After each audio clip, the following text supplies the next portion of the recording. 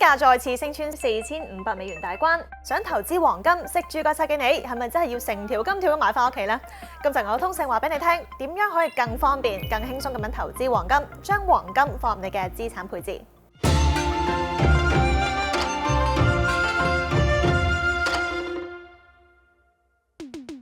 波動市黃金咧係好多人嘅投資同避險首選嚟㗎。金價6月尾一度跌穿$4000，之後強勁反彈，唔夠2個月再次升穿$4500大關。中東局勢發展存在不確定性，加上美元跌、美債收益率回落等等嘅因素，都令到金價不斷反彈。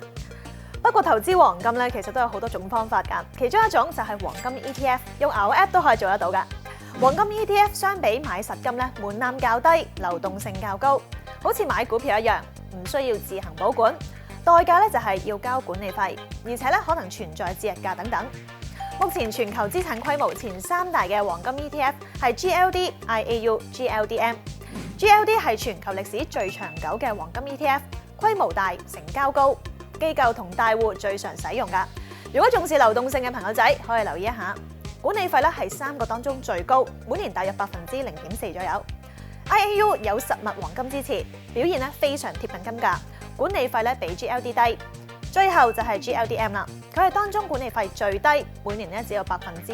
嘅啫，入場門檻亦都比較低㗎。至於香港嘅代表，資產規模最大嘅黃金 ETF 係 Spider 金，直接以實金作抵押，而且咧係用港元交易，持有港元嘅投資者一樣玩得到。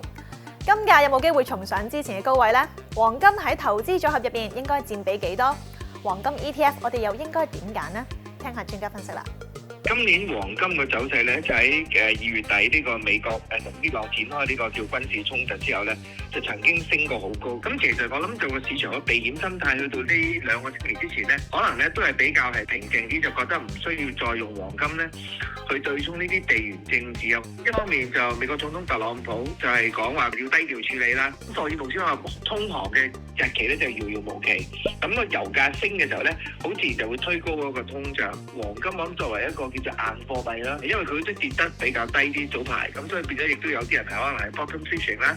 趁低買翻佢上嚟。但係你話佢去到今年年底，會唔會突破翻今年2月底美伊戰爭嗰陣時嗰個$5000美金樓上咧？嗰個其實就比較難。美國聯儲亦都可能有嗰個加息嘅壓力嘅時候咧，只要市場有呢個預期咧，咁嗰個美國個長債息咧都係一路上，相對嚟講亦都會令到美國嗰個息率對比其他嘅貨幣歐元啊、日元啊、瑞士法郎呢啲咧，佢都比較叫做優勝一截，咁就助就咗個美金係會比較強啲。金價要單方面突破呢個即係同美元對抗呢個咁樣嘅嗰個情況咧，又好難嘅。金價我諗最多可能都係會升翻上去4700啊、4800，就突破唔到5000啦。如果係嗰個和談啊喺年底前有一個叫做突破性發展咧，咁呢樣嘢對於金價嚟講咧，就佢就冇咗嗰個上升動力嘅，咁就會可能會落翻去之前咧，可能係呢個4000蚊邊嗰個水平啦。大家要留意翻咧，聯儲嘅新主席沃習同埋而家嘅美國財政部長咧，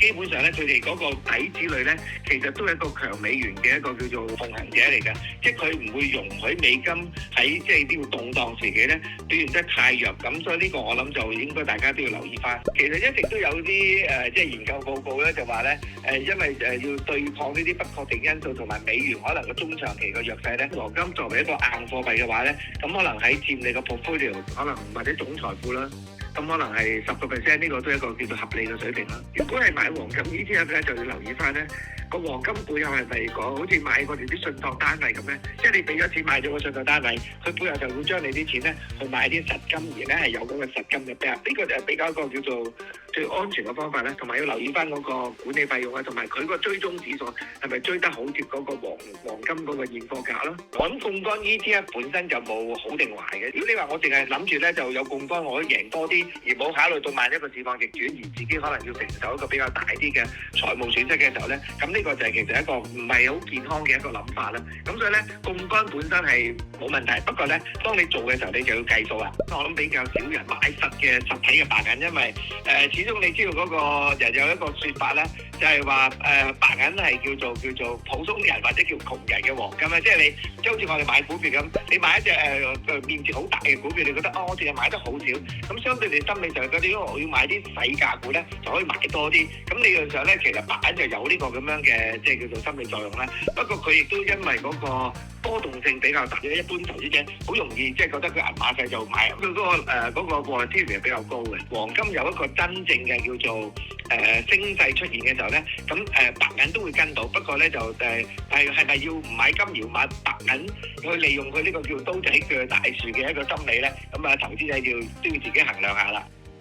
市面上咁多黃金 ETF 唔知點揀，試下富途超強 ETF 投資工具，捕捉黃金市場機會。打開牛 App， 去到市場 ETF 主題 ETF， 你就會見到黃金 ETF， 入面有唔同嘅黃金 ETF 俾你揀，你可以根據唔同嘅條件，例如年初至今升跌幅、3年總回報等等，揀選想投資嘅黃金 ETF。快打開你嘅牛 App 睇下啦！想知道更多有關 ETF 嘅小知識同埋投資標的，留言 ETF 等牛牛聲 ETF 天書俾你啦。今集牛通勝講到呢度啦，我哋下次再見啦，拜拜。